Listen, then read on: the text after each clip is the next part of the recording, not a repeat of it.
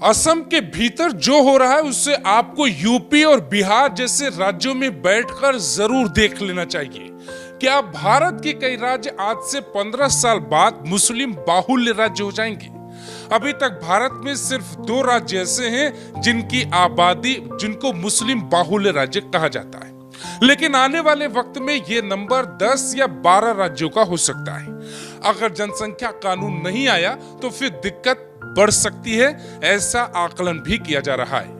असम में ऐसा क्या हो गया है कि वहां के मुख्यमंत्री ने बढ़ती मुस्लिम जनसंख्या को जीने मरने का मुद्दा बता दिया। इसीलिए आज हम बढ़ती आबादी का पोस्टमार्टम करेंगे कि क्या भारत साल 2047 तक मुस्लिम देश बन जाएगा। और अगर 22 करोड़ मुसलमानों के दम पर राहुल गांधी और अखिलेश यादव की पार्टी को इतने सांसद मिल सकते हैं, तो फिर अगर ये संख्या 40 करोड़ हो जाएगी तो देश का पीएम कौन बनेगा?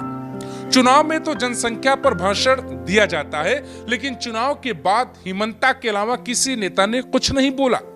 हिमंता ने जो बोला उसके लिए उनके खूब जमकर तारीफ की जा रही है और ये वीडियो योगी तक पहुंचाने की अपील भी सोशल मीडिया पर की जाने लगी है कि योगी को भी कुछ इस तरीके से कदम आगे बढ़ा लेना चाहिए। 40 में असम मुस्लिम राज्य बन जाएगा, ऐसा दावा वहां के मुख्यमंत्री हिमंता बिस्वा शर्मा ही करने लगे।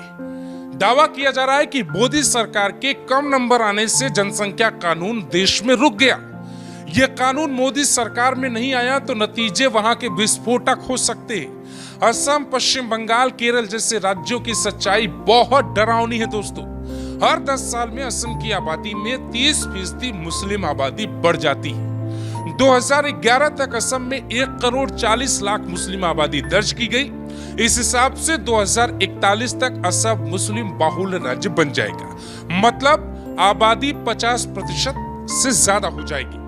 2011 में हिंदुओं की आबादी वहां पे लगभग 61.47% थी, जबकि मुस्लिम आबादी लगभग 34.22% दर्ज की गई। असम की आबादी 3.5 करोड़ है। हर साल मुस्लिम आबादी लगभग 1,10,000 बढ़ जाती है। हर 10 साल में असम की मुस्लिम आबादी लगभग 11 लाख बढ़ रही है। हिंदू आबादी सिर्फ 16% ही बढ़ी, जबकि मुस्लिम आबादी इन दिनों 30% तक बढ़ी।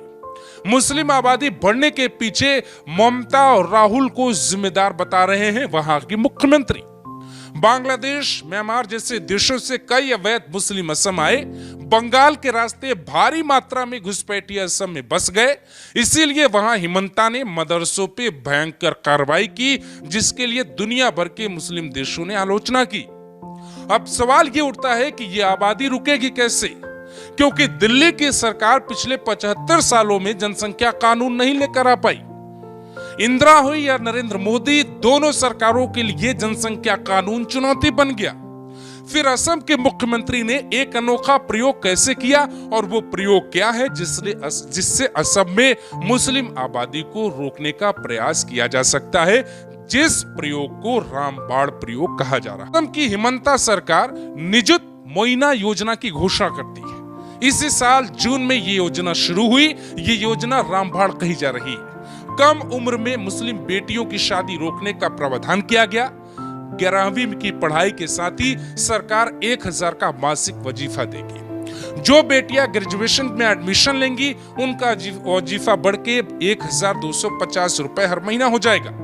पीजी के लिए 2,500 रुपए महीने का प्रावधान किया गया, ताकि कम उम्र में शादी से लड़कियों को बचाया जाए। लड़कियां पढ़ लिख लेंगी तो डॉक्टर, इंजीनियर बनेंगी, बच्चा कम पैदा करेंगी, ऐसा असम सरकार का दावा है। बच्चा पैदा करने के लिए बेटियां असम में बेची जा रही है। असम में सबसे बड़ी समस्या है गरीब मुसलमानों की ज्यादा संख्या होना और बाहरी देशों से आए मुसलमानों की संख्या पर बढ़ोतरी होना। बेटी को कम उम्र में ही किसी को सौंप दिया जाता है, बदले में पैसे मिलते हैं।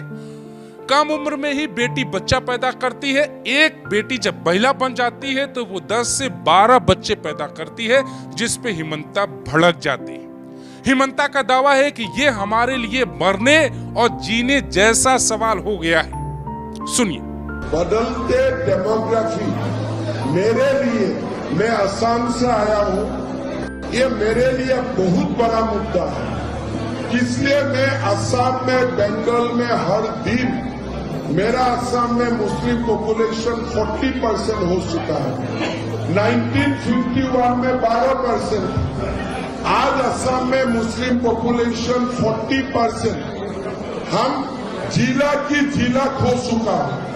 तो मेरे लिए ये मुद्दा पॉलिटिकल नहीं है, मेरे लिए ये जीना और मरने का मुद्दा है। हिंदू राजा से मुस्लिम सीएम तक की कहानी असम की बेहद दिलचस्प है। साल 1751 से लेकर 1769 तक राजेश्वर सिंघा नाम के राजा वहां के शासक थे।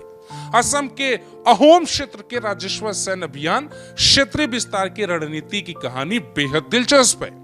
लेकिन उसके बाद आसाम दुनिया भर के नक्शे पर आ गया, जिसके बाद बांग्लादेश और म्यांमार जैसे देशों के लोगों की पहली पसंद बन गया।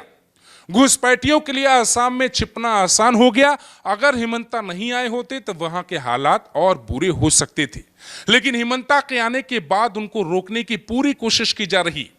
यूपी में भी ऐसी ही हालत है। योगी को हटाने, हिमंता को हटाने के पीछे यही वजह बताई जाती है। हिंदुत्व की छवि वाले नेताओं को हराने का लॉजिक यही हो सकता है। 2041 तक कई राज्यों को मुस्लिम राज्य बनाने की पूरी कोशिश की जा रही है दोस्तों।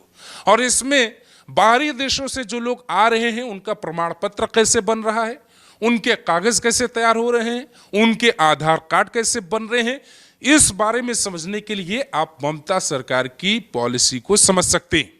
साल 2047 तक भारत को मुस्लिम राष्ट्र घोषित किया जा सकता है, ऐसी प्लानिंग की जा रही है।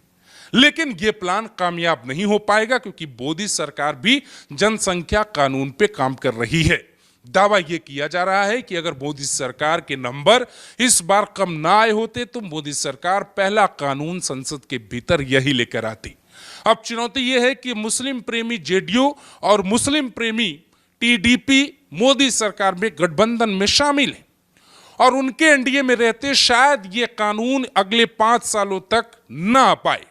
लेकिन हिमंता के इस आदेश के बाद कई मुस्लिम देशों में उसकी चर्चा की जा रही है। लेकिन सोचने की बात यह है कि क्या वाकई में बढ़ती आबादी हिंदुस्तान के लिए संकट का विषय है? ये आबादी सिर्फ आसाम के रहने वाले मुसलमानों की नहीं बल्कि बांग्लादेश और म्यांमार से आए मुसलमानों के भी संख्या है, जो एक डरावनी सच जैसा है।